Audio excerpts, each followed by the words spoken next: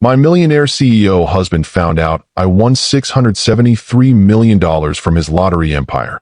2 weeks later, I asked him for our son's medical bill, and his response shocked me. I need $175,000 for Max's heart surgery. My voice shook as I placed our son's medical file on Liam's desk. After 12 years of marriage to the CEO of Fortuna Lottery, I'd never asked him for anything this substantial. Liam barely glanced up from his laptop. Not now, Kate. The company's facing an audit. Use your personal account. It's empty. The insurance denied our claim again. He sighed, finally meeting my eyes. Then it'll have to wait. We're in a financial crunch. I stared at my husband, the man worth millions who had just denied his own son's life-saving surgery. The same man who didn't know that 3 weeks ago, I'd won $673 million from his very own lottery company. Our son could die, Liam. Everyone has problems, Kate. Figure it out. He turned back to his screen, dismissing me. 2 days later, when the news of my jackpot win exploded across his desk, the look on Liam's face wasn't shock or joy. It was pure, calculated rage. You tested me, he whispered, connecting the dots. And I failed. Have you ever discovered someone's true character in their worst moment? That instant when the mask slips, and you see exactly who they really are? If you've ever had to choose between love and survival, stay with me. Because what happened next changed everything I thought I knew about marriage, money, and what people will do when both hang in the balance. Hello, my wonderful people. May the good Lord wrap every precious woman in his loving arms and lift all my viewers to a place of honor. May he dry every tears you've cried in secret and turn your pain into power. May he give you a heart that forgives but never forgets, and a spirit that rises higher than any betrayal. A real woman carries grace in her smile, fire in her soul, and the kind of love that builds homes and breaks chains. So my darling sisters, never let anyone make you feel small. Never let a man's lies steal your crown.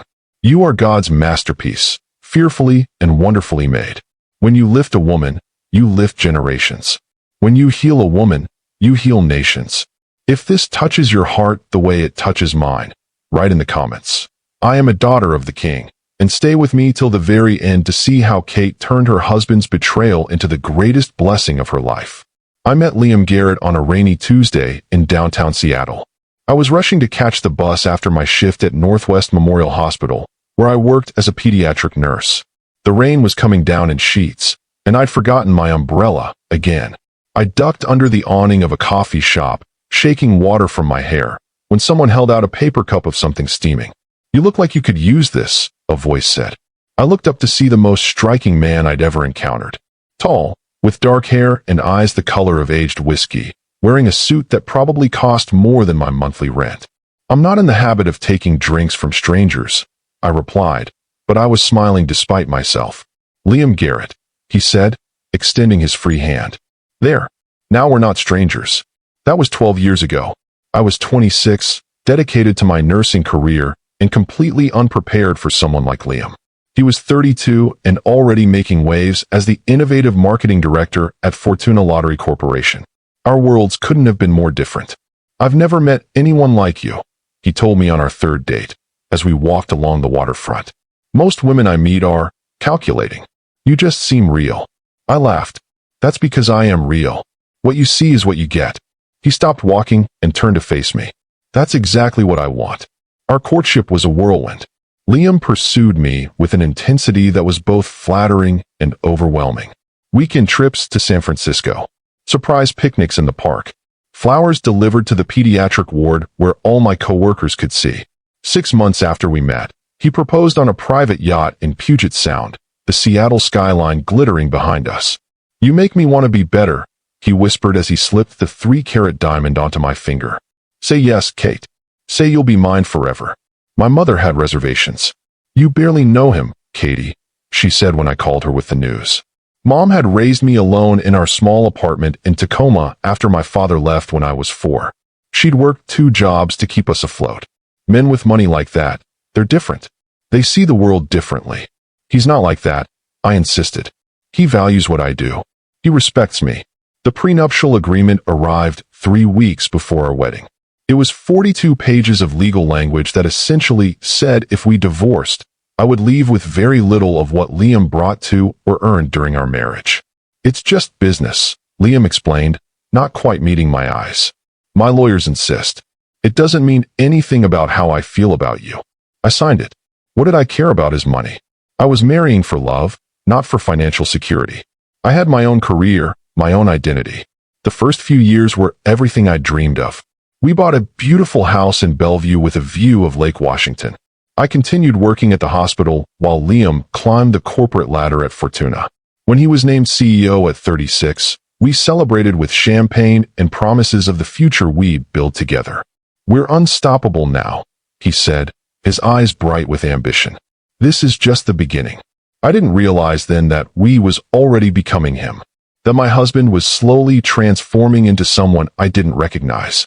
Our son Max was born after we'd been married for 4 years. From the moment I held him in my arms, with his father's dark hair and my green eyes, I knew my heart would never be the same. Liam seemed equally smitten, spending the first 2 weeks after Max's birth working from home, unprecedented for him. He's perfect, Liam would whisper, watching our son sleep. He's going to have everything I never had growing up. The doctors detected Max's heart murmur during his 6-month checkup. At first, they weren't concerned. Many infants have murmurs that resolve on their own. But by his first birthday, it was clear something was wrong. Tests revealed a congenital heart defect that would require monitoring and, eventually, surgery. He'll be fine, Liam assured me, though I could see the worry in his eyes. We have the best insurance, the best doctors. Money is no object when it comes to our son.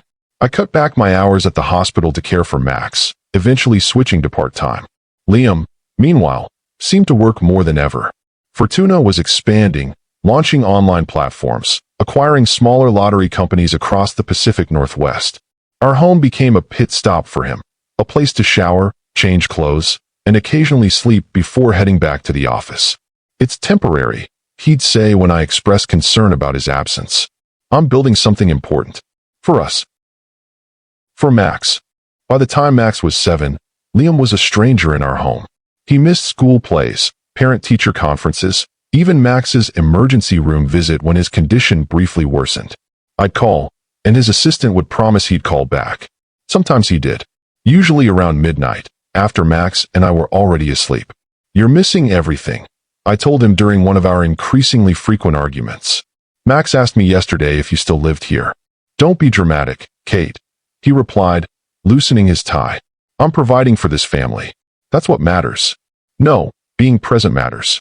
Being a father and a husband matters. He looked at me then with an expression I couldn't quite read. Is this about money? Do you need more in your account? This isn't about money.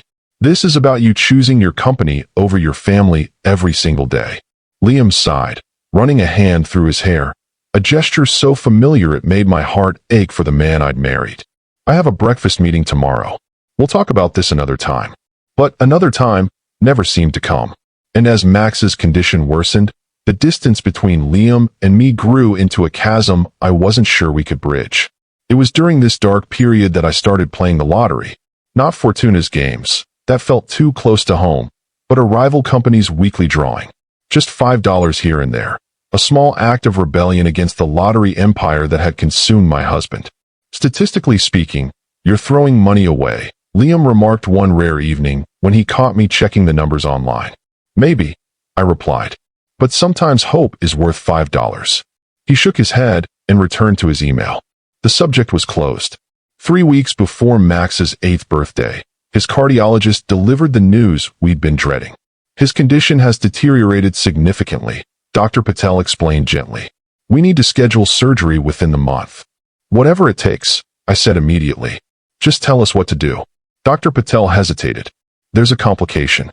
The procedure Max needs is considered experimental by some insurance standards.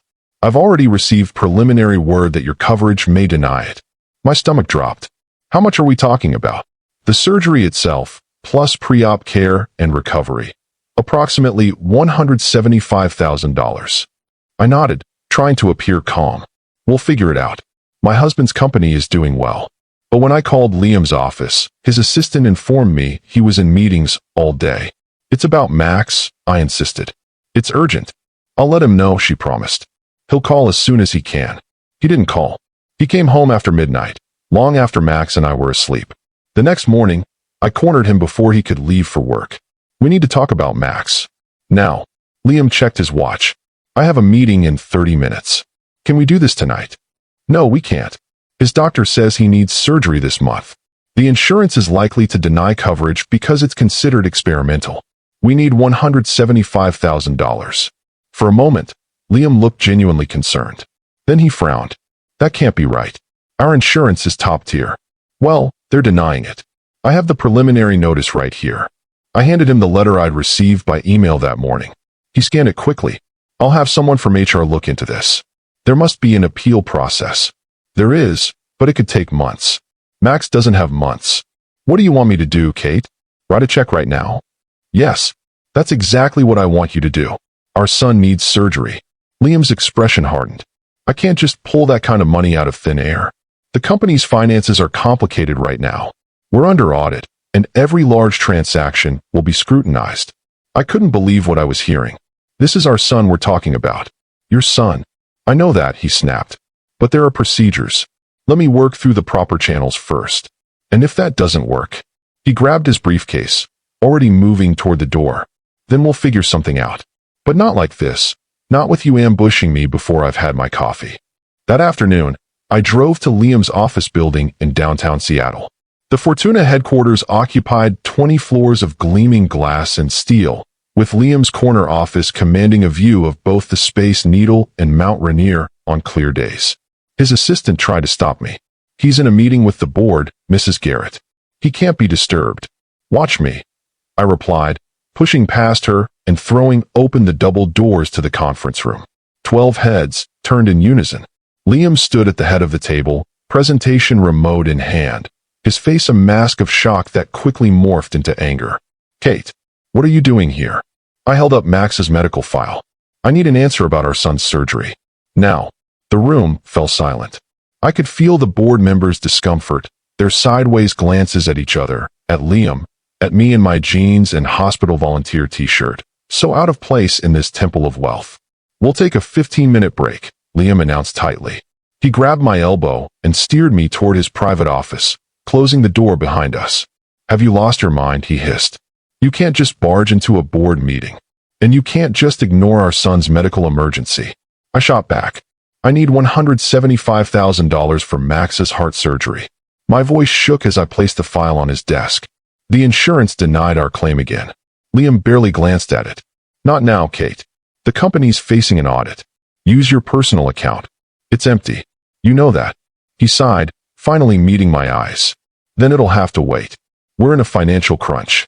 I stared at my husband, the man worth millions who had just denied his own son's life-saving surgery. Our son could die, Liam. Everyone has problems, Kate. Figure it out. He turned toward his computer screen, dismissing me. I left his office in a daze, barely registering the curious stares of his employees as I made my way to the elevator. In the parking garage, I sat in my car and sobbed until I had no tears left. That night, I pulled out the lottery ticket I'd purchased on a whim the previous week. I hadn't even checked the numbers yet. With trembling fingers, I opened the lottery app on my phone and scanned the barcode on my ticket. The screen froze, then flashed with animated fireworks. A message appeared. Congratulations. You are a winner. Please contact our prize office immediately. I stared at the phone in disbelief. I'd won something, probably a few $100s. Maybe enough to buy Max a new video game to distract him from his upcoming medical tests. When I called the number on the screen, I was asked to verify my identity and then placed on hold. After what seemed like an eternity, a man's voice came on the line. Mrs. Garrett? This is Thomas Wilson, Executive Director of Prize Claims. I'm pleased to inform you that you've won our Mega Millions jackpot. The current value stands at $673 million. The phone slipped from my fingers. I fumbled to pick up my phone, certain I'd misheard. I'm sorry, could you repeat that? $673 million, Mrs. Garrett. Before taxes, of course. His voice had the practiced calm of someone who regularly delivered life-changing news. Are you still there? Yes, I whispered, sinking onto the edge of my bed. I'm here. Excellent. Now, you have some important decisions to make. First, would you prefer the lump sum payment or the annuity option? Second, we'll need to discuss publicity. Some winners prefer to remain anonymous, though that depends on state regulations. Anonymous. The word echoed in my mind as a plan began to form. Can my husband find out? Through his company. There was a pause.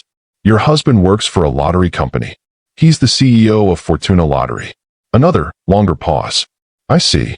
Well, this is a competing lottery, so there's no automatic information sharing. However, winners of this magnitude do generate publicity unless you take specific legal steps to shield your identity. May I ask why you're concerned about your husband knowing? I thought about Liam's dismissal of our son's medical needs just hours earlier. About the years of emotional absence. About the man who had promised to love and cherish me, but now couldn't be bothered to help save our child's life. Personal reasons, I said finally. I'd like to remain anonymous if possible, and I'll take the lump sum. Very well. I recommend you secure legal representation immediately. Someone who specializes in lottery winnings and financial privacy. Do you have someone in mind? I thought of Rachel Winters, my college roommate who now ran her own law practice in Portland. We'd stayed in touch over the years, meeting for lunch whenever she was in Seattle. She was smart, discreet, and, most importantly, had no connection to Liam. Yes, I said. I know exactly who to call. The next morning, after dropping Max at school, I drove to Portland instead of returning home. Rachel's office was in a converted Victorian in the Pearl District, her name etched in simple gold letters on the door. Kate. She embraced me warmly before noticing my expression. What's wrong? Is it Max? Yes and no. I sank into the chair across from her desk. I need your help, and I need absolute confidentiality. Even from Liam. Especially from Liam. Rachel's smile faded. She closed her office door and returned to her seat. Tell me everything. For the next hour, I did just that, explaining Max's medical condition, Liam's refusal to help, and finally, the lottery win that had the potential to change everything. 673 million, Rachel repeated, shaking her head in disbelief. And Liam doesn't know? No. And I don't want him to know. Not yet. Kate. Rachel leaned forward, her expression serious. I need to be clear about something. I can help you claim this money anonymously through a trust. I can help you secure the funds for Max's surgery. But if you're planning to hide marital assets during a divorce, I'm not, I interrupted. At least, I don't think I am. I ran a hand through my hair, frustrated by my own uncertainty. I don't know what I'm doing, Rachel. I just know that my son needs surgery, and my husband, who has more money than we could spend in a lifetime, refused to help. What does that say about our marriage? About him? Rachel's expression softened. It says you have some difficult decisions ahead. But first things first, let's get this money secured and Max's surgery scheduled. Then you can decide what to do about Liam. Over the next week, Rachel worked tirelessly to establish a blind trust that would shield my identity as the lottery winner. Meanwhile, I contacted Dr. Patel and explained that I'd found the money for Max's surgery. That's wonderful news, he said, the relief evident in his voice. We can schedule for next week. I've already reserved the surgical team, just in case. At home, I maintained the pretense that nothing had changed. Liam, true to form, barely noticed my distraction. He came home late, left early, and spent what little time he was there on his phone or laptop. Any word on the insurance appeal? I asked one evening, testing him. He glanced up from his email. Oh, that. Still working on it. These things take time, Kate. Max doesn't have time, I reminded him. His surgery needs to happen this month. Liam sighed, the sound heavy with impatience. I'm aware of the timeline. I'm handling it. But he wasn't handling it. He wasn't doing anything. And with each passing day, my resentment grew. The morning of Max's surgery arrived, crisp and clear. I told Liam about it the night before, explaining that Dr. Patel had found a way to get the procedure approved. That's great, he'd said, barely looking up from his phone. What time should I be there? Surgery starts at 8 a.m. He needs to be checked in by 6. I have an early meeting, but I'll come by after. Text me when he's out of surgery. I'd stared at him, wondering how I could have been so wrong about the man I married. Your son is having open-heart surgery, and you're going to a meeting? Liam had finally looked at me then, his expression a mixture of annoyance and something else. Guilt, perhaps? It's an important meeting, Kate. One I can't reschedule. I'll be there as soon as I can. Now, sitting beside Max's hospital bed as the nurses prepared him for surgery, I fought to keep my emotions in check. My sweet boy looked so small in the oversized hospital gown, his dark hair tousled against the white pillow. "Is Dad coming?" he asked, his voice small. "He'll be here after your surgery," I promised, smoothing his hair. "He has a meeting first." Max nodded, unsurprised. At 8 years old, he was already accustomed to his father's absences. The thought broke my heart all over again. "Mrs. Garrett." A nurse appeared in the doorway. "There's some paperwork we need you to sign before we take Max to the OR." I followed her to the nurse's station, where she handed me a clipboard with several forms. As I began signing, I noticed the billing information at the top of one page. Payment method: direct, paid in full. "There must be a mistake," I said, pointing to the line. "We haven't paid yet." The nurse looked confused. "According to our records, the procedure was paid in full yesterday afternoon. A wire transfer from Fortuna Enterprises." I stared at her, stunned. "Fortuna? Are you sure?" "Yes, ma'am. The payment came through with specific instructions that it be applied to Max Garrett's procedure." "Is there a problem?" "No," I said slowly. "No problem at all." I returned to Max's room with my mind racing. Liam had paid for the surgery after all, without telling me, without taking credit. It didn't make sense with the man who had coldly dismissed our son's needs in his office just days earlier. Before I could process this new information, Dr. Patel arrived to explain the procedure one final time. Then the anesthesiologist came to administer the initial sedative, and suddenly it was time. I kissed Max's forehead, told him I loved him more than anything in the world, and watched as they wheeled him away to surgery. In the waiting room, I paced, unable to sit still. The surgery would take at least 6 hours.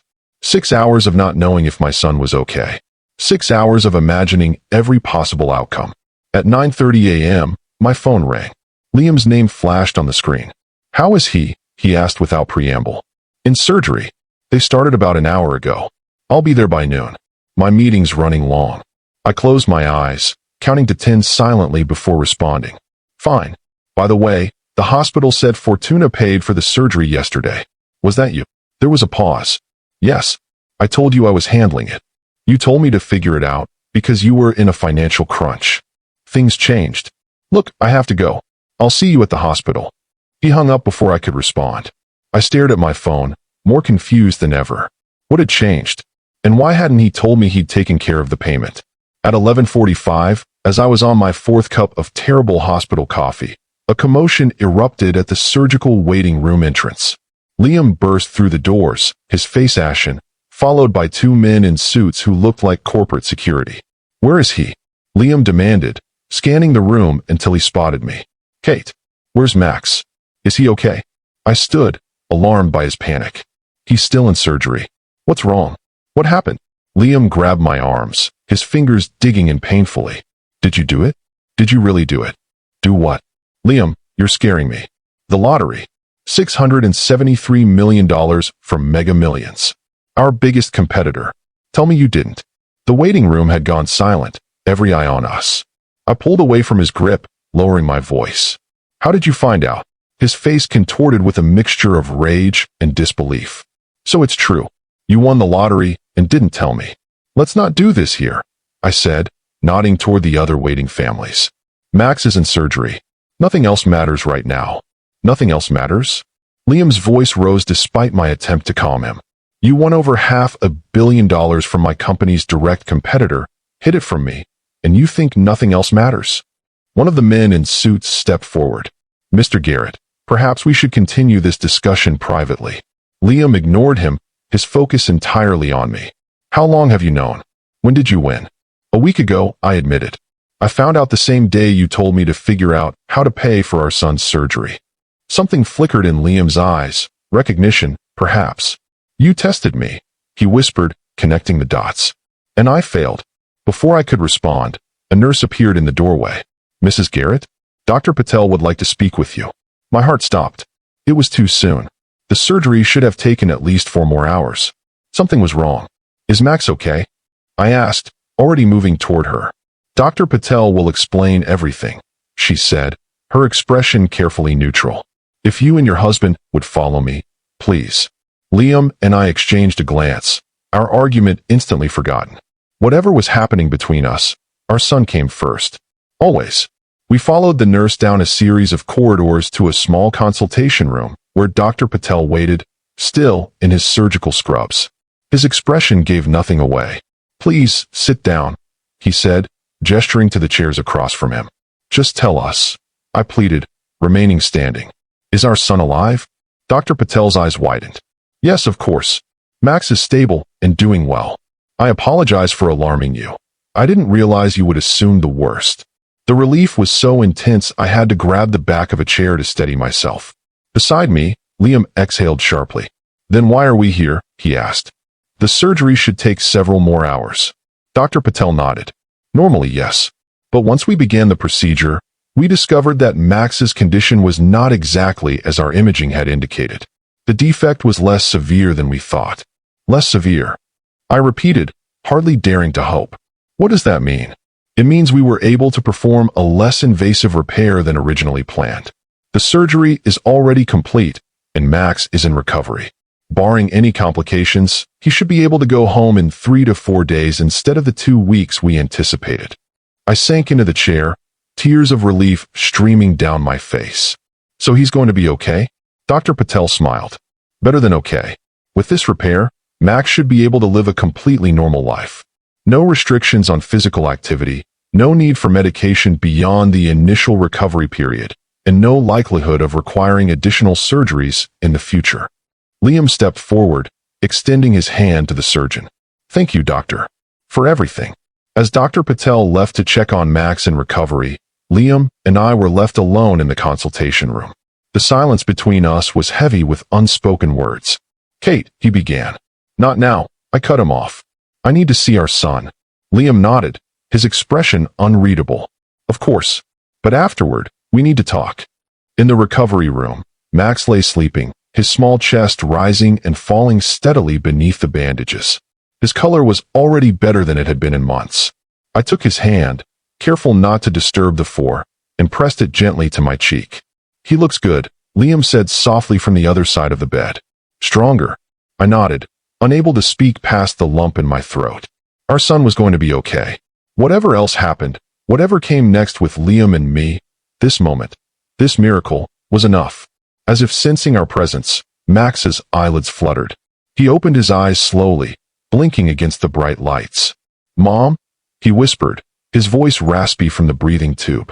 "I'm here, sweetheart," I assured him, leaning closer. "Dad's here too." Max turned his head slightly, surprise registering on his face when he saw his father. "Dad? You came." The simple words, spoken with such genuine astonishment, seemed to hit Liam like a physical blow. He swallowed hard before responding. "Of course I came, buddy. I wouldn't be anywhere else." Max's eyes were already drifting closed again, the anesthesia still heavy in his system. "That's nice," he murmured. "Both of you here. Like a real family. Like a real family." The words hung in the air between us long after Max had fallen back asleep. 3 hours later, Max was settled in a private room in the pediatric cardiac unit. He'd woken up twice more, each time a little more alert, a little more like himself. The nurses assured us this was normal, that the anesthesia would take time to fully wear off. "You should get some coffee," I told Liam, who had been standing by the window for the past hour, alternating between checking his phone and staring out at the Seattle skyline. "I'll stay with him." Liam hesitated. "Are you sure?" "Yes. He'll be sleeping for a while yet." After Liam left, I sank into the chair beside Max's bed, exhaustion washing over me. The events of the past week felt surreal. The lottery win, the secret arrangements for Max's surgery, Liam's discovery and confrontation. And now this unexpected good news about Max's condition. It was almost too much to process. My phone buzzed with a text from Rachel. "How's Max? Any news on the Liam situation?" I typed back quickly. "Surgery went well. Better than expected. Liam knows about the lottery. Confronted me at hospital. More later." Rachel's response was immediate. "Call me when you can. Remember, that money is in a blind trust. He can't touch it without your consent." I put my phone away as Liam returned with 2 cups of coffee. He handed one to me, our fingers brushing briefly in the exchange. "Thank you," I said, taking a sip of the surprisingly decent brew. "Not hospital coffee. There's a real cafe on the first floor. I thought you deserved better than the waiting room sludge." It was such a small gesture, but so unexpected after the tension of the morning that I found myself momentarily speechless. Liam took the chair on the opposite side of Max's bed. The board members who were with me earlier, I sent them back to the office. This is a family matter. I nodded, grateful for the privacy. How did you find out? About the lottery. Liam's expression tightened. One of our financial analysts flagged an unusual pattern. A major winner from our biggest competitor who was taking extraordinary steps to remain anonymous. It raised red flags. We've had issues with money laundering through lottery winnings before. When they dug deeper and found the trust was established in Portland, with connections to Seattle, he shrugged. I put it together. So it was just a coincidence? That you found out today of all days? Not entirely. Liam looked down at his coffee cup. After I arranged the payment for Max's surgery, I had our finance team monitoring for any unusual transactions in your name. I thought maybe you'd taken out a loan, or... He trailed off. Or what? Stolen the money. I couldn't keep the bitterness from my voice. I didn't know what to think, Kate. One day you're telling me we can't afford the surgery, the next you're telling me it's taken care of. What was I supposed to think? You were supposed to trust me, the way I trusted you for years. I kept my voice low, conscious of Max sleeping just feet away. Until you showed me exactly who you are in your office that day. Liam flinched as if I'd struck him. That's not fair, isn't it? Our son needed life-saving surgery, and you told me to figure it out because the company was in a financial crunch. Then you turn around and pay for it anyway, without telling me? Which is the real you, Liam? The man who dismissed our son's needs, or the man who secretly paid his medical bills? Both, he admitted after a long pause. Neither. I don't know anymore.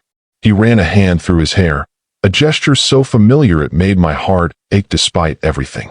When you came to my office, we were in the middle of an audit. The board was questioning every expenditure.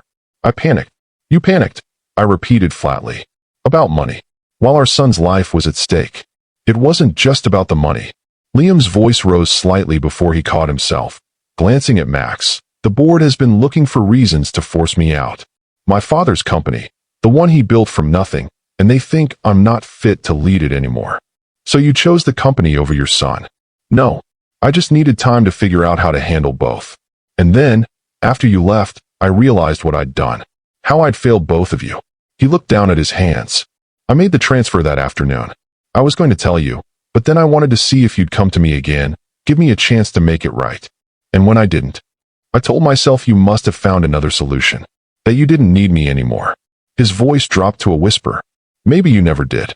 The raw vulnerability in his admission caught me off guard.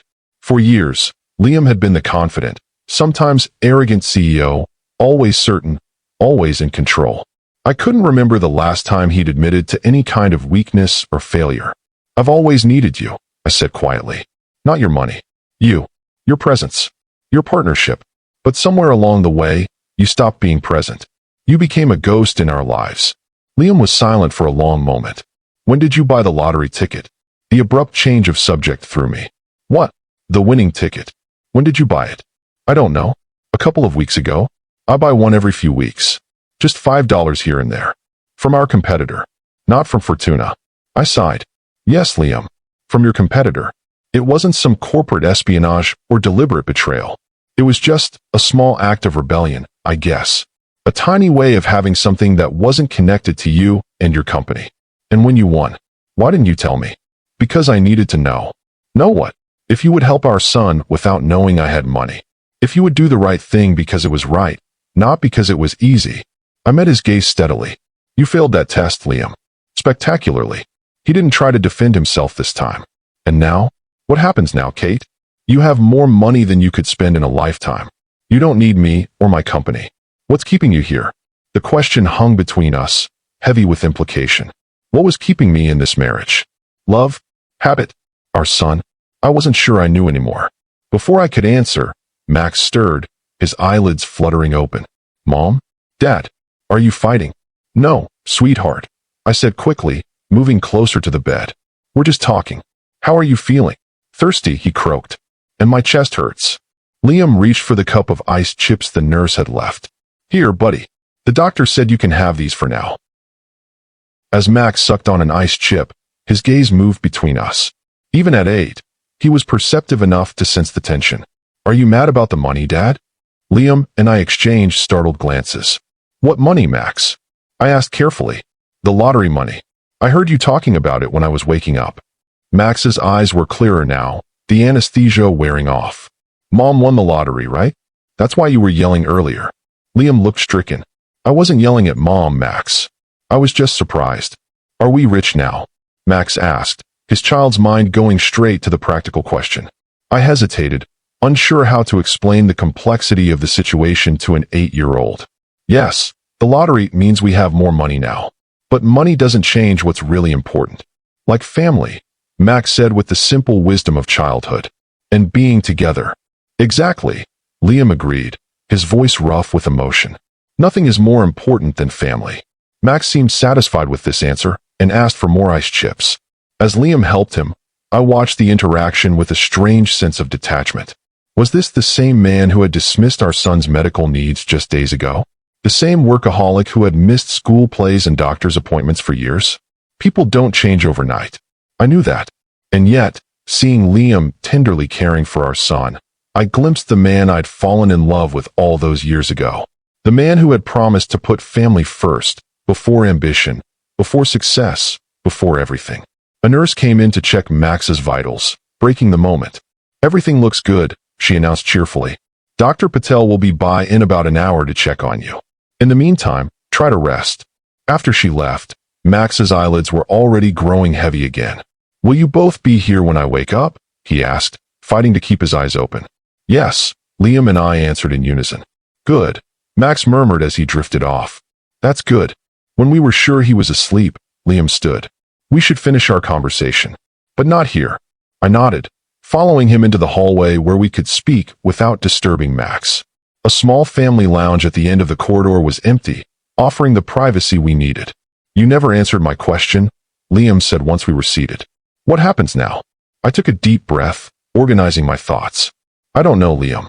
A week ago, I was desperate to find money for our son's surgery.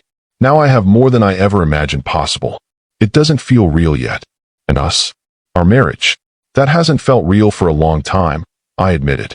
You've been physically present but emotionally absent for years. I've been raising Max essentially alone while you built your empire. The lottery doesn't change that history. Liam winced, but didn't argue. I know I failed as a husband and father. I told myself I was providing for you both, securing our future. But somewhere along the way, I lost sight of the present. Why did you really pay for Max's surgery? After telling me you couldn't? He was quiet for a moment, considering. Shame, he finally said. After you left my office, I couldn't stop seeing your face, the disbelief, the disappointment.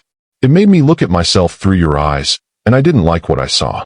So I made the transfer, told myself I'd find a way to explain it to the board later. And you didn't tell me because? Pride. Stubbornness. I don't know. He shook his head.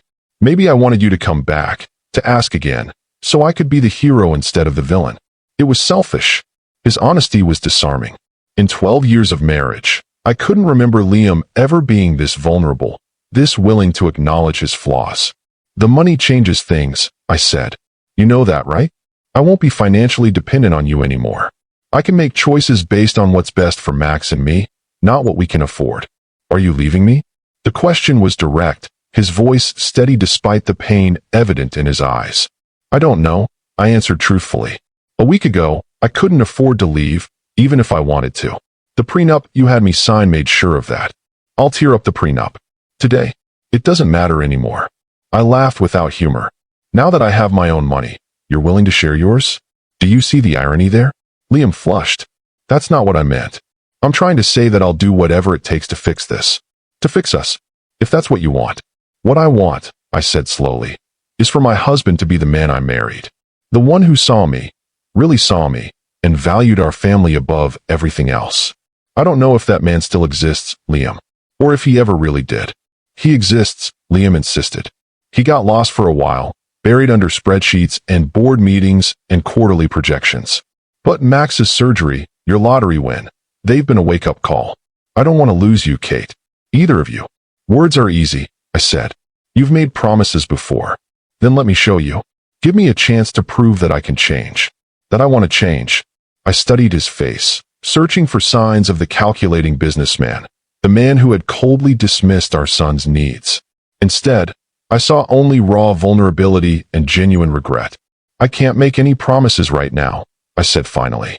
"Max needs to be our priority. Getting him through recovery, helping him heal. We focus on that first, and then we can talk about us." Relief washed over Liam's features. "That's fair. More than fair. And I need time to figure out what to do about the lottery money. It's in a blind trust right now. Rachel, my friend from college, helped me set it up." "Rachel Winters? The attorney in Portland?" I nodded, surprised he remembered her. "Yes. She's been handling everything. Smart choice. She always was the most level-headed of your friends." Liam hesitated. "For what it's worth, I think you should keep the money separate. From me, from Fortuna, from everything. It's yours, Kate. You want it. You should decide what happens to it." His words surprised me. I had expected arguments about marital assets, about the potential conflict of interest with his company. Not this immediate, unconditional surrender. "Thank you," I said. "That means a lot." A comfortable silence fell between us, the first in what felt like years. Outside the window, the afternoon sun broke through Seattle's perpetual cloud cover, casting warm light across the hospital gardens below. "We should get back to Max," Liam said eventually. "I don't want him to wake up alone." As we walked back to our son's room, Liam's phone rang. He glanced at the screen and declined the call. "The board," I guessed. "Yes, they can wait." It was a small thing, that declined call. Insignificant in the grand scheme of our complicated situation. And yet, it felt like the first real evidence that perhaps Liam meant what he said. That he was willing to put family first, even at the cost of his precious company. Max was still sleeping peacefully when we returned to his room. His color was better, his breathing steady and strong. Looking at him, I felt a surge of gratitude so powerful it brought tears to my eyes. Whatever happened between Liam and me, our son was going to be okay. His heart was healing. And maybe, just maybe, ours could too. "Kate," Liam said softly, breaking into my thoughts. "There's something else I need to tell you. About the company. About why I've been so stressed lately." I turned to face him, noting the tension that had returned to his shoulders. "What is it?" "Fortuna is in trouble. Serious trouble. The audit I mentioned, it's not routine. We've discovered financial irregularities going back years. Possibly fraud." "What kind of fraud?" "We're still investigating, but it looks like someone has been siphoning money from the prize pools. Small amounts from each jackpot, adding up to millions over time." He ran a hand through his hair. "If this gets out, it could destroy the company. My father's legacy. Do you know who's responsible?" "We have suspicions. The board's chief financial officer has been acting strangely, blocking access to certain accounts. But we don't have proof yet." I absorbed this information, understanding now why Liam had been so distracted, so absent. "Why are you telling me this now?" "Because I'm done keeping secrets from you. And because..." He hesitated. "Because your lottery win might actually save Fortuna, in a roundabout way." "How?" "The publicity. When it comes out that the wife of Fortuna's CEO won a massive jackpot from our competitor, it will generate enormous media interest. We can use that attention to announce our own internal investigation, position ourselves as champions of lottery integrity." I stared at him, incredulous. "You want to use my win as a PR opportunity for your company?" "No. That came out wrong." Liam looked genuinely distressed. "I'm not asking you to do anything. I'm just saying that when the news eventually breaks, and it will, Kate, these things always do, there might be a silver lining for Fortuna. That's all." I wasn't sure whether to laugh or cry. Even now, with our son recovering from heart surgery and our marriage hanging by a thread, Liam's mind was still partly on his company. "Let's focus on Max right now," I said, too tired to argue. "The lottery, Fortuna, all of it, it can wait." Liam nodded, accepting my redirection. "You're right. I'm sorry." We settled into chairs on either side of Max's bed, the beeping monitors and soft hum of the hospital equipment the only sounds in the room. Despite everything, the revelations, the confrontations, the uncertain future, there was a strange peace in simply being there together, watching over our son. For the first time in years, we were truly present in the same moment, focused on the same priority. Max slept through Dr. Patel's evening rounds. The surgeon was pleased with his progress, noting that his vital signs were stronger than expected at this stage. He's a fighter, Dr. Patel said with a smile. With proper follow-up care, I see no reason why he shouldn't make a complete recovery. When can we take him home? I asked. If he continues improving at this rate, possibly as soon as 3 days from now. We'll need to see how he does once we start getting him up and moving tomorrow. After Dr. Patel left, a nurse brought in a reclining chair that converted to a narrow bed. We only have one parent sleeper per room, she explained apologetically. Hospital policy. You take it, Liam said immediately. I'll be fine in the regular chair. We could take turns, I offered. You need rest too. He shook his head. I've slept in worse conditions during business trips. Besides, I owe you both this much and more. As night fell over Seattle, the hospital quieted. Max woke briefly for a nurse to check his vitals and give him medication, but quickly fell back asleep. Liam and I spoke little, each lost in our own thoughts as we maintained our vigil. Around midnight, I must have dozed off in the recliner. I woke to the sound of Liam's voice, soft and low. Opening my eyes just slightly, I saw him sitting beside Max's bed, holding our son's hand. I'm so sorry, buddy, he was saying, clearly thinking I was asleep. I've missed so much. Been absent for so many important moments. I thought I was building something important for our family, but I was just hiding in my work because it was easier than facing how much I was failing you and your mom. He paused, gently adjusting Max's blanket. I promise I'm going to do better. Be better. Whether your mom gives me another chance or not, I'll be the father you deserve. No more missed baseball games or science fairs. No more putting work before you. Never again. The raw emotion in his voice brought tears to my eyes. I closed them quickly as Liam looked my way, not wanting him to know I'd overheard this private moment between father and son. When I woke up, an hour later, Liam was still in the same position, keeping watch over Max while fighting to stay awake himself. You should get some sleep, I said softly. I can take over. He shook his head. I'm fine. You rest. Liam, you look exhausted. At least stretch out on the couch in the family lounge for an hour. I promise I'll call if anything changes. After some persuasion, he reluctantly agreed. Once he left, I took his place beside Max's bed, studying our son's peaceful face. The resemblance to Liam was striking. The same strong jawline, the same dark lashes, the same determined set to his mouth even in sleep. But Max had my eyes and, I hoped, my capacity for forgiveness. The next morning brought a flurry of activity.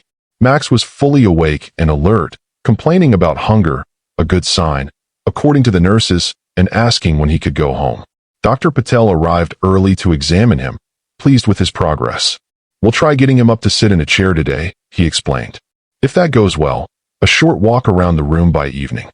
Liam, who had returned from the family lounge looking rumpled but more rested, immediately took charge. What can we do to help? Should we bring anything from home to make him more comfortable? Dr. Patel smiled at his enthusiasm. His favorite pajamas would be good. The hospital gowns aren't the most comfortable. And perhaps a tablet or some books to keep him occupied as he becomes more alert. I'll go, Liam volunteered. Make a quick trip home to pack a bag for all of us. I nodded, grateful for his initiative. Max's pajamas are in his second drawer. And grab his dinosaur book from the nightstand. He's been reading it before bed. Dinosaur book. Second drawer. Got it. Liam leaned down to kiss Max's forehead.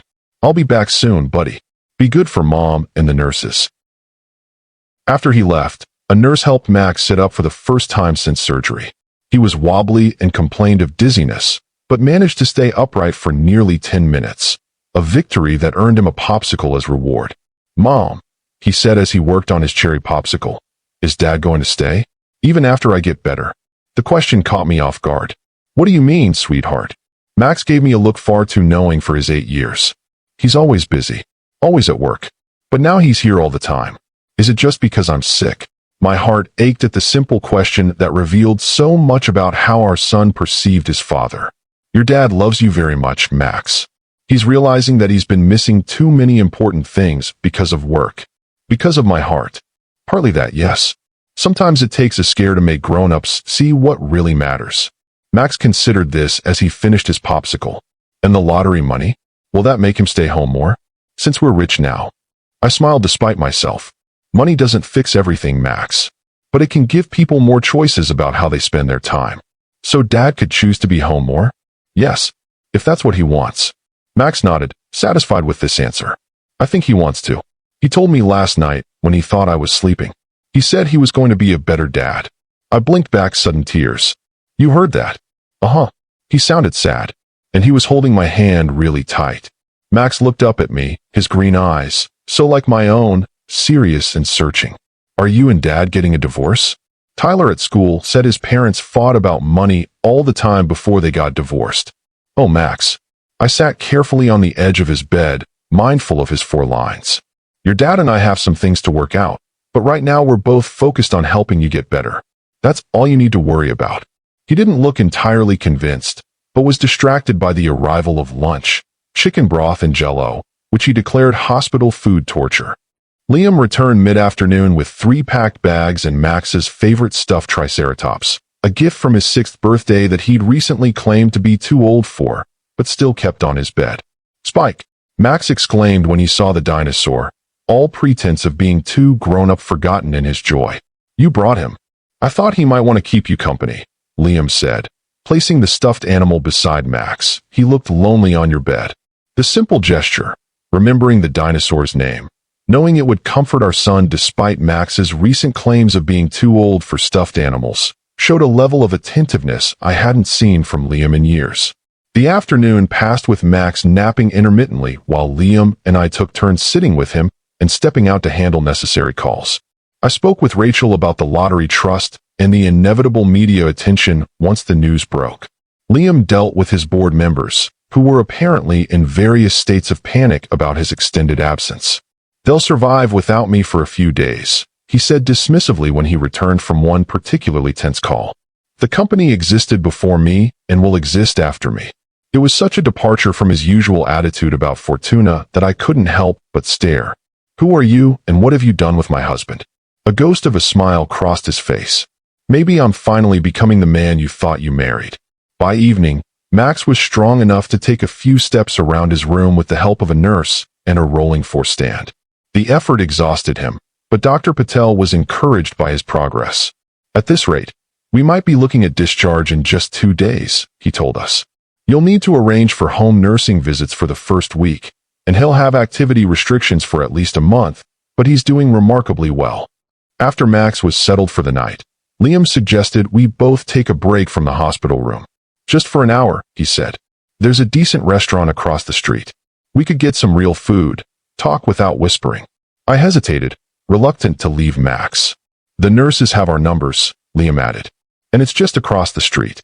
We can be back in 3 minutes if needed. Finally, I agreed. After confirming with the night nurse that she would call immediately if Max woke up, we headed to the small bistro Liam had spotted from the hospital windows. The restaurant was quiet, with just a few other patrons scattered at tables far from ours. We ordered quickly, both too tired for elaborate decisions, and then faced each other across the small table. So, Liam said after our drinks arrived, $673 million. I took a sip of my wine, the first alcohol I'd had in days. Before taxes, it's closer to 400 million after the government takes their share. Still, it's a life-changing amount. Yes. Have you thought about what you'll do with it? I had, in fact, been thinking about little else during the quiet moments at Max's bedside. Some of it will go into a trust for Max, for college, and whatever else he might need in the future. Beyond that, I shrugged. I want to do something meaningful, not just buy things. Like what? I've been thinking about a foundation, something focused on children's health care. So many families can't afford the treatments their kids need, even with insurance. Liam nodded slowly. That's really admirable, Kate. What about you? I asked. What would you do if you suddenly had $400 million? He considered the question seriously. 6 months ago, I would have said invest it. Grow it into even more money. He shook his head. Now, I think I'd walk away from Fortuna. Start fresh with something smaller, something that didn't consume every waking hour. You'd leave your father's company? Just like that. It stopped being my father's company years ago. Now it's just a machine that runs on its own momentum, chewing up everyone involved. He looked down at his hands. Including me. Including our family. Our food arrived, temporarily pausing the conversation. We ate in silence for a few minutes, both hungry after a day of hospital cafeteria snacks. The lottery money complicates things, I said finally. Between us, I mean. I know. The power balance in our marriage has always been uneven. You earned the money, made the financial decisions. I followed your lead because I didn't have much choice. Liam winced, but didn't argue. Now I have choices, I continued. And I need to figure out what I want, independent of what you want or what's best for Fortuna. That's fair, he said quietly. More than fair. But I also can't ignore the fact that you're Max's father. That despite everything, he loves you and needs you in his life. And what about you, Kate? Do you still need me in your life? The directness of the question took me by surprise. Did I still need Liam? Not financially, not anymore. But emotionally? As a partner, a co-parent, a companion? I don't know, I admitted. I've spent so many years adjusting my needs to fit what you were willing to give that I'm not sure what I actually need anymore.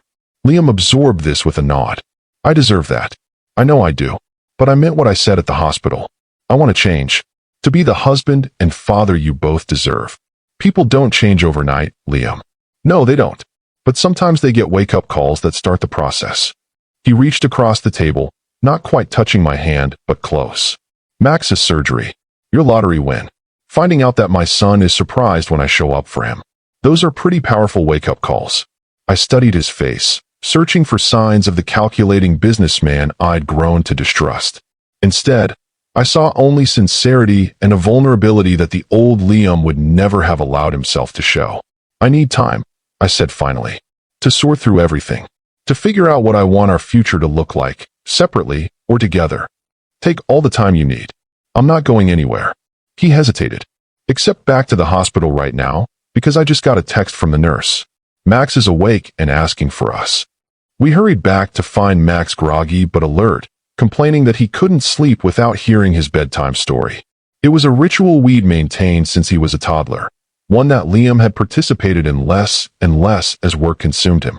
I'll read to you, Liam offered, reaching for the dinosaur book he'd brought from home. Just like when you were little. Max settled back against his pillows, visibly pleased. The good part, okay? Where they find the T-Rex skeleton. The good part it is, Liam agreed, finding the page with practiced ease that surprised me.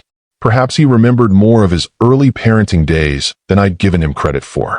As Liam read, his voice taking on different tones for each character, I watched Max's face. The simple joy of having his father's full attention was written there plainly, unmistakably. Whatever complicated adult emotions and situations swirled around us, this moment, a father reading to his son, was pure and uncomplicated. When Max finally drifted back to sleep, Liam carefully marked the page and set the book aside.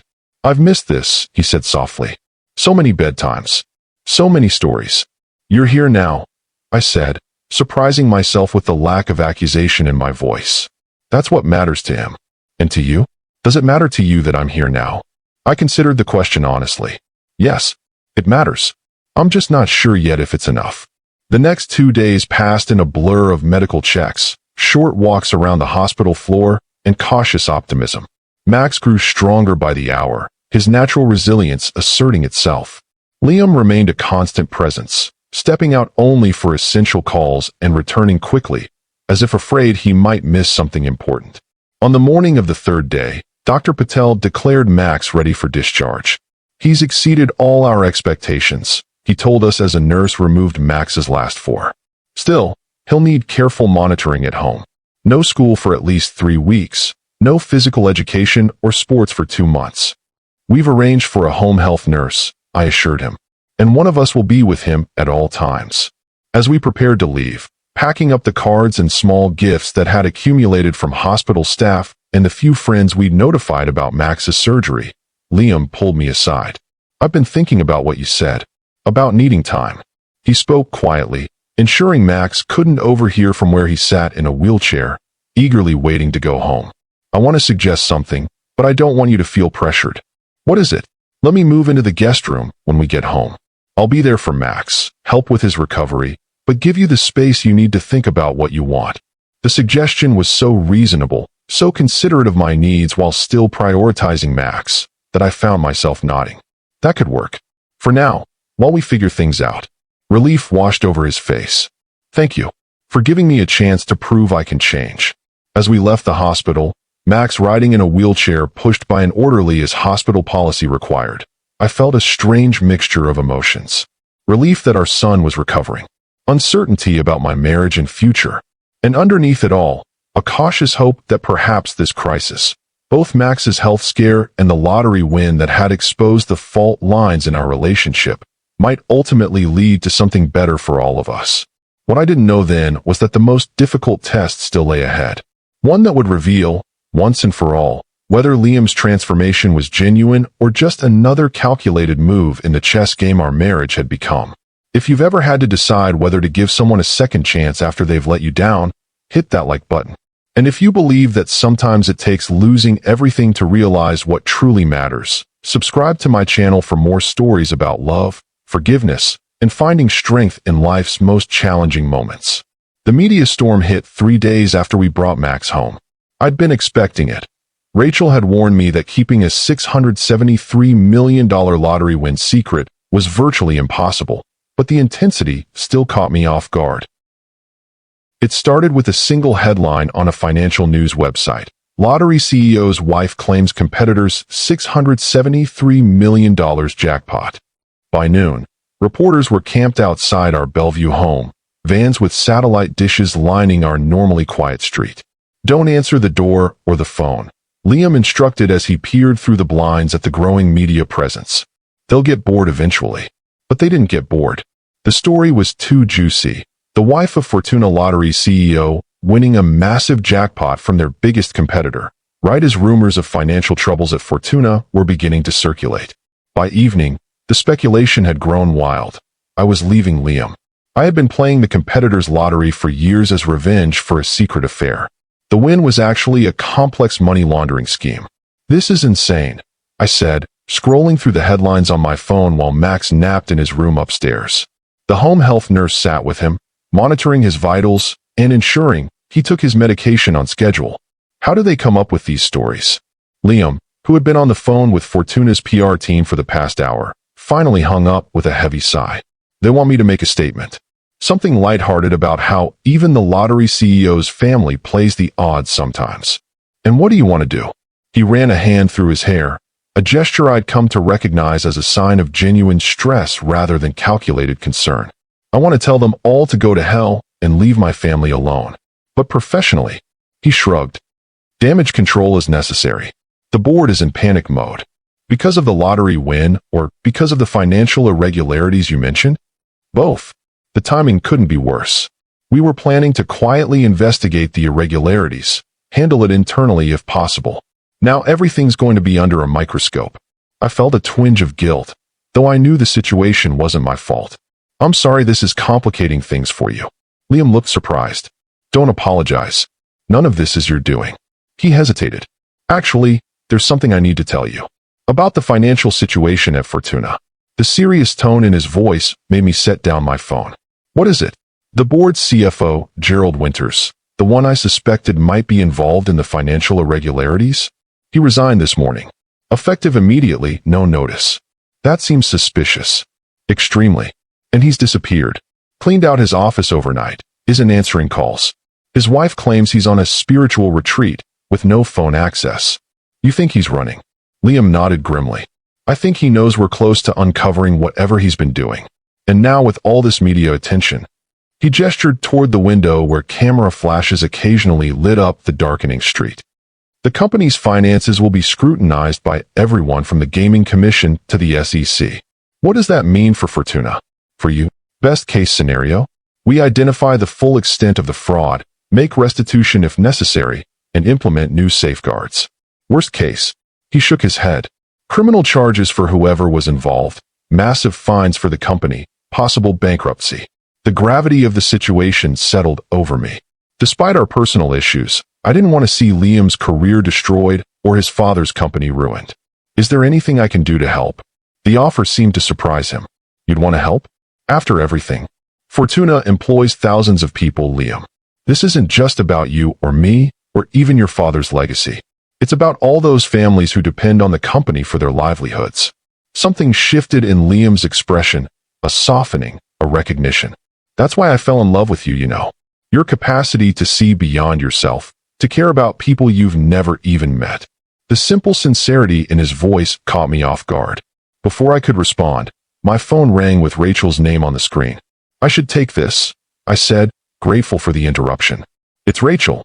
Liam nodded and stepped into the kitchen to give me privacy. "Kate," Rachel said when I answered, her voice tense. "Have you seen the news? About the lottery win going public?" "Yes, we're dealing with reporters camped outside the house right now." "No, not that. About Fortuna's stock. It's in freefall, down 30% since the market opened this morning." I moved to my laptop and quickly pulled up a financial news site. The headlines were even more alarming than the ones about my lottery win. Fortuna Lottery faces fraud investigation. Gaming Commission launches probe into Fortuna's financial practices. Whistleblower claims years of systematic fraud at lottery giant. "This is worse than I thought," I murmured, scanning the articles. "Who's the whistleblower?" "That's why I'm calling," Rachel said. "It's Gerald Winters, Fortuna's CFO. He's claiming he discovered the fraud recently and was forced out when he tried to report it." "That's a lie," I said immediately, remembering what Liam had told me. Liam said Winters resigned suddenly this morning. He thinks Winters is the one behind the fraud. Well, Winters is telling a very different story to the press. He's painting himself as the hero and strongly implying that Liam was aware of the financial irregularities all along. My stomach dropped. He's setting Liam up to take the fall. It looks that way. And Kate, there's something else. Winters mentioned your lottery win in his statement to the press. He suggested it was suspiciously timed and hinted that there might be a connection to the financial issues at Fortuna. That's ridiculous. I bought that ticket weeks before any of this came to light. I know that, but the media is running with the conspiracy angle. You need to be prepared for some very uncomfortable questions. After hanging up with Rachel, I found Liam in the kitchen, staring at his own phone with a grim expression. "You've seen it," I said, not a question. "Winters." He practically spat the name. "The bastard is trying to frame me. Make it look like I was the one orchestrating the fraud while he was the noble whistleblower. Can you prove otherwise? I've been investigating him for weeks. I have emails, meeting notes, suspicious transactions I flagged." He looked up at me, his eyes haunted. "But it's going to be his word against mine in the court of public opinion. And right now, with your lottery win in the mix, it looks bad for me." I sat down across from him at the kitchen island. "Tell me honestly, Liam, were you involved in any way? Did you know what was happening and look the other way?" "No." His answer was immediate and firm. "I swear to you, Kate, I only discovered the irregularities a month ago when we switched to a new auditing firm. As soon as I saw the discrepancies, I began investigating quietly. I didn't want to cause a panic or tip off whoever was responsible. I studied his face, searching for any sign of deception. In our 12 years together, I'd seen Liam lie smoothly to business competitors, to board members, occasionally even to friends. But I'd always been able to tell, a slight tightening around his eyes, a barely perceptible change in his voice. I saw none of those signs now. "I believe you," I said finally. Relief washed over his features. "Thank you. That means more than you know. So what now? How do you fight this?" Before Liam could answer, the doorbell rang, followed by insistent knocking. We exchanged glances. "Reporters getting bolder," Liam muttered, moving toward the front of the house to check the peephole. He froze, then turned back to me with a grim expression. "It's not reporters. It's the FBI." The next few hours passed in a blur of formal introductions, search warrants, and increasingly technical questions about Fortuna's financial operations.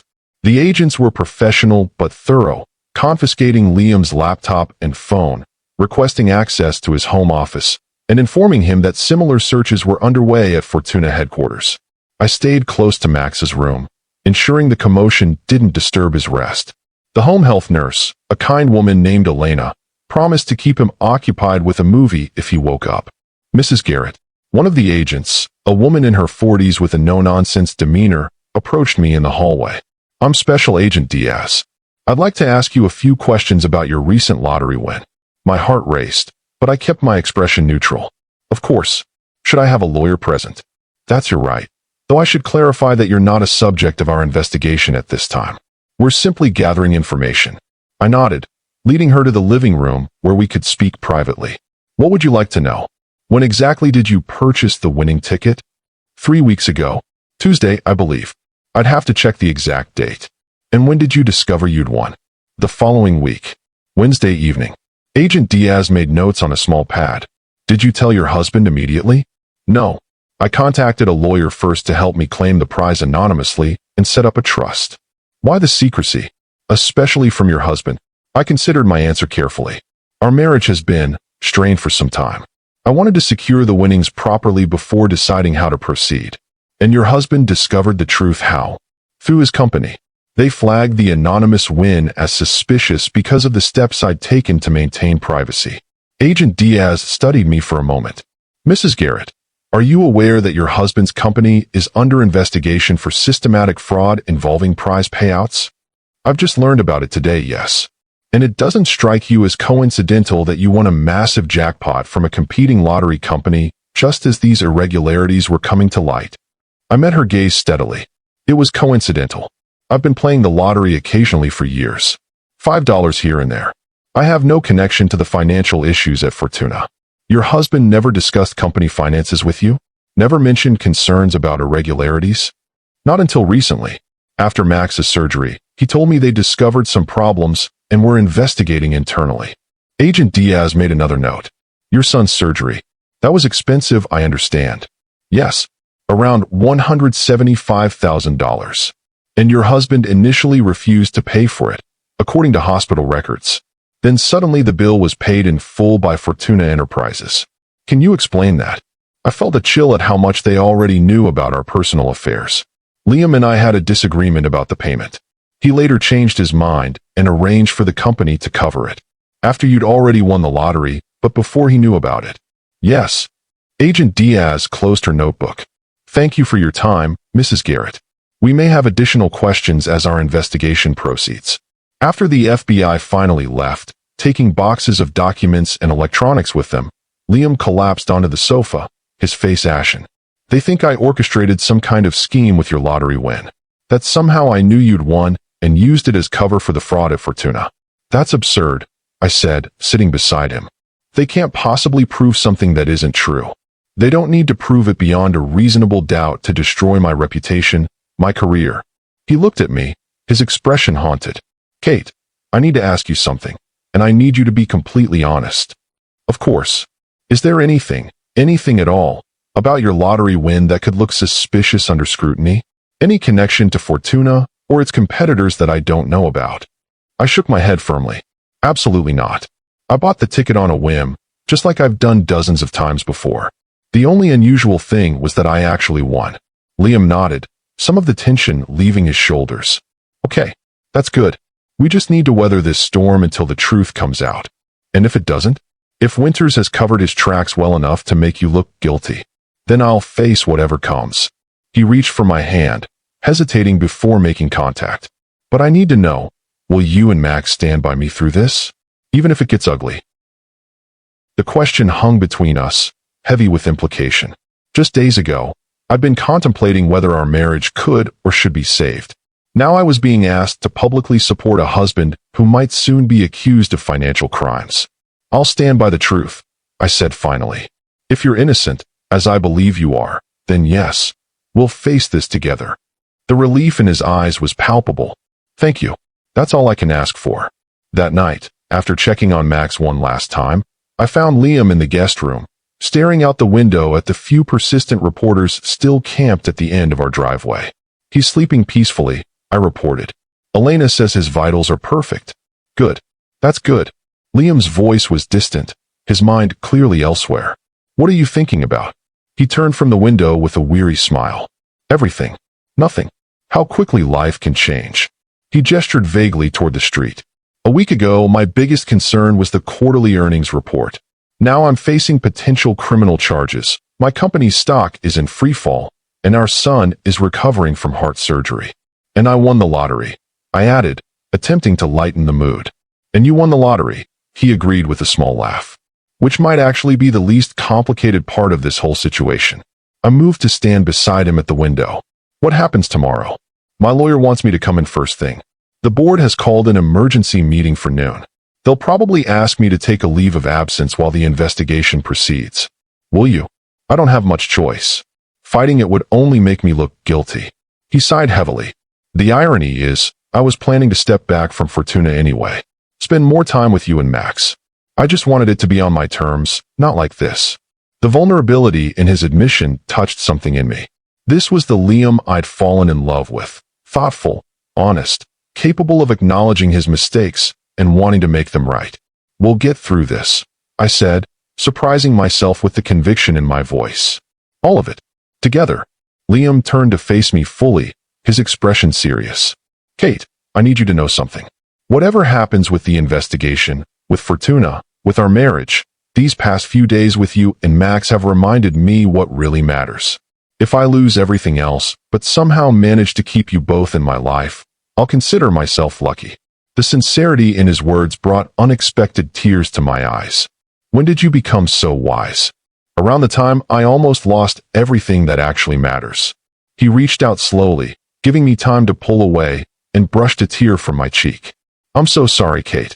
For all of it. For becoming someone you couldn't recognize. Someone I barely recognized myself. In that moment, standing in the soft darkness of our guest room with the world seemingly crumbling around us, I made a decision. I stepped forward and wrapped my arms around my husband, holding him close for the first time in what felt like years.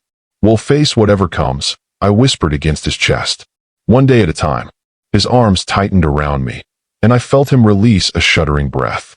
We stood like that for a long time, finding comfort in each other's presence as we had in the early days of our marriage, before success and ambition had driven us apart. The next morning brought a fresh wave of media coverage, each headline more sensational than the last. Liam left early for his meeting with the lawyers, dressed in a suit that seemed to armor him against the challenges ahead. Call me if Max needs anything, he said at the door. Or if you do. I nodded, touched by his concern despite his own precarious situation. Good luck today. After he left, I focused on Max, who was feeling well enough to complain about being confined to bed. Can't I at least play video games in the living room? He pleaded. I'm so bored up here. Dr. Patel said minimal movement for the first week. I reminded him. But how about I bring your game system up here? We could play together. This compromise satisfied him, and we spent the morning engaged in racing games that required minimal physical exertion but kept his mind occupied. Elena, the home health nurse, used the opportunity to check his incision and vital signs, pronouncing herself pleased with his progress. He's healing beautifully, she told me as Max focused on the game. Children are so resilient. Much more so than adults, usually. Around noon, my phone rang with a number I didn't recognize. I hesitated before answering, wary of reporters who had somehow obtained my personal number. Hello, Mrs. Garrett? This is Thomas Wilson from the State Gaming Commission. The voice was formal, authoritative. I apologize for contacting you directly, but we have an urgent matter regarding your lottery claim. My heart sank. What kind of matter? We've received some concerning information that requires immediate verification. Would it be possible for you to come to our offices this afternoon? Your attorney is welcome to join, of course. I glanced at Max, who was still absorbed in his game. My son is recovering from surgery. I can't leave him. I understand. In that case, would it be acceptable if my colleague and I came to you? This really can't wait. Something in his tone sent a chill down my spine. May I ask what this is about specifically? A slight pause. It concerns the validation of your winning ticket, Mrs. Garrett. There have been allegations that require our attention. After arranging for them to visit at 2 o'clock, I immediately called Rachel, who promised to be there. Then I tried Liam, but his phone went straight to voicemail, likely still in his meeting with the board.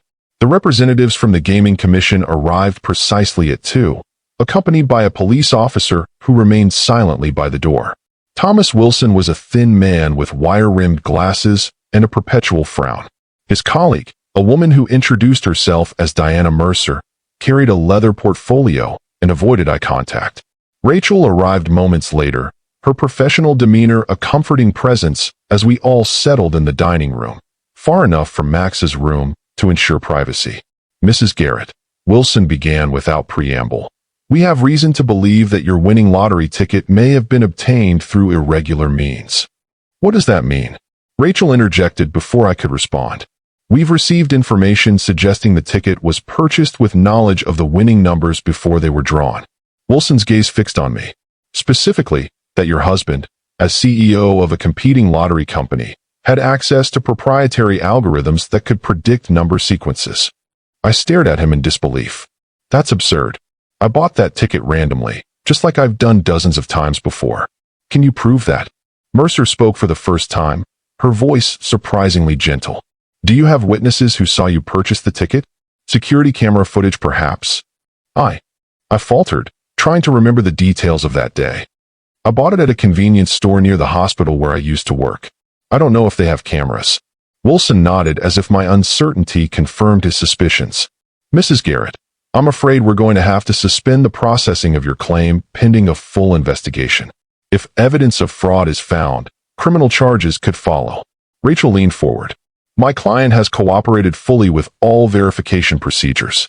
The ticket has been authenticated by your own experts. What evidence do you have to support these allegations? We've received a sworn statement from Gerald Winters, former CFO of Fortuna Lottery, detailing a systematic fraud operation within the company. He specifically mentions your client's win as part of this scheme. My phone rang, cutting through the tense silence. Liam's name flashed on the screen. I need to take this, I said, standing abruptly.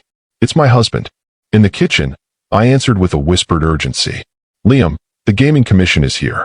They're saying my lottery win was fraudulent, that you somehow rigged it. I know. His voice was strangely calm. Winters is throwing everything he can at us, trying to create enough confusion to cover his tracks. But Kate, listen to me. We found it. Found what? The proof. Winters didn't cover his tracks as well as he thought. We have transaction records showing he diverted funds from at least 12 major jackpots over the past 3 years. The money went through a series of shell companies before ending up in offshore accounts under his control. Hope surged through me. So you can prove your innocence? Yes. The board has already seen the evidence.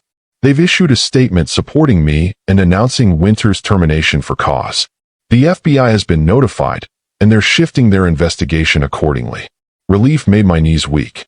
What about my lottery win? They're saying it was part of the fraud. That's Winters trying to create a smokescreen.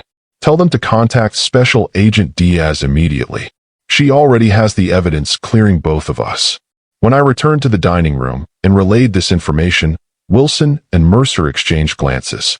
We'll need to verify this, of course, Wilson said, his certainty somewhat diminished. But if what you're saying is true, it is true, I said firmly. And while you're verifying it, I suggest you consider how quickly you jump to accusations based on the word of a man who was just fired for fraud. They left shortly after, promising to be in touch once they'd spoken with the FBI. Rachel stayed behind, helping me process the whirlwind of developments. So it's over? I asked her. Just like that. The investigation into your lottery win? Probably, assuming the FBI confirms what Liam said. The media circus? She shook her head. That might take longer to die down. Liam arrived home an hour later, looking simultaneously exhausted and relieved. The board voted unanimously to keep me on as CEO, he announced as he loosened his tie, and to pursue all legal remedies against Winters.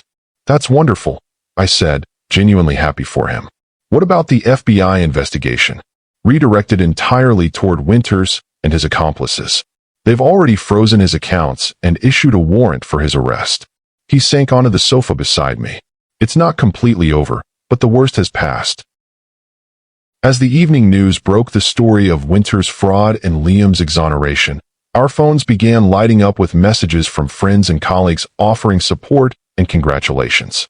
The reporters outside gradually dispersed, chasing the new angle of the disgraced CFO rather than the lottery-winning wife. After putting Max to bed, Liam and I found ourselves alone in the kitchen, sharing a bottle of wine in a moment of quiet celebration. I still can't believe how quickly everything turned around, I said, swirling the red liquid in my glass. This morning, I thought you might be facing criminal charges. I got lucky, Liam admitted. If our IT team hadn't found those transaction records. It wasn't luck.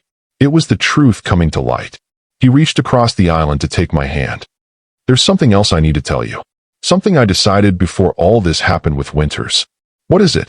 I'm stepping down as CEO of Fortuna. I stared at him, certain I'd misheard. But the board just voted to keep you on. They did. And I'll stay through the transition to ensure stability. But I've realized something important these past few weeks. His eyes held mine, sincere, and determined. I don't want to be the man who missed his son's childhood because he was too busy building an empire. I don't want to be the husband who lost his wife because he forgot what really mattered.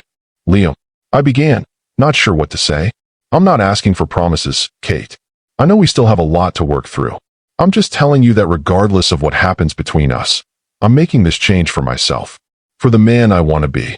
In that moment, looking at my husband, this man who had failed me, disappointed me, but who was now fighting so hard to become someone better, I felt something shift inside me. Not forgiveness, exactly. That would take time. But possibility. The possibility that sometimes people really do change when faced with losing what matters most. So what will you do instead? I asked. A smile spread across his face, genuine and unguarded. I was thinking of starting a foundation. Something focused on children's healthcare. I hear there's a woman with a pretty substantial lottery win who might be interested in the same cause. I couldn't help but laugh. Are you proposing a business partnership, Mr. Garrett?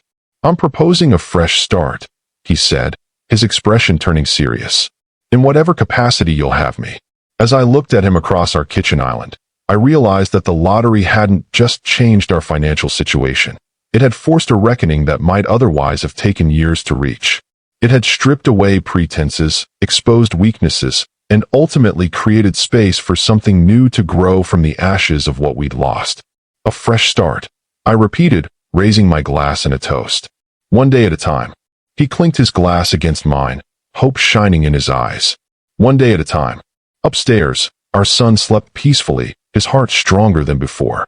Outside, the last of the reporters packed up their equipment, chasing the next big story. And between us, something fragile but real began to take root. Not the fairy tale romance of our early days or the cold business arrangement our marriage had become, but something more honest, more hard-won, and perhaps, in the end, more lasting. The lottery hadn't just made me rich. It had shown me what truly mattered, and given us all a second chance to get it right. If you've ever had to decide whether to rebuild something broken or walk away and start fresh, give this video a like. And if you believe that sometimes the greatest blessings come disguised as our biggest challenges, subscribe to my channel for more stories about love, forgiveness, and finding strength when you need it most. Remember, my beautiful people, sometimes winning isn't about the money. It's about discovering what your heart truly values before it's too late.